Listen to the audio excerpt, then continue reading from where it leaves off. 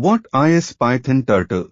Python Turtle is a built-in Python library used to create graphics and animations in a turtle-like environment. The library is inspired by the Logo programming language and allows users to draw shapes, lines, and colors using a turtle cursor that can be moved around the screen. Python Turtle provides a simple and intuitive interface to create drawings, animations, and games. It is widely used in computer science education to teach programming concepts to beginners. With Python Turtle, you can create stunning graphics and animations with just a few lines of code.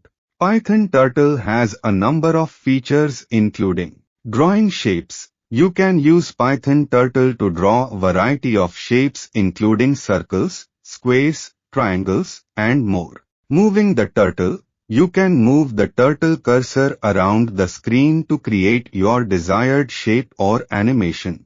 Changing colors. You can change the color of the turtle cursor and the lines it draws to create colorful graphics. Adding text. You can add text to your graphics and animations to create labels or captions. Overall, Python Turtle is a fun and easy-to-use library that allows users to create beautiful graphics and animations with just a few lines of code.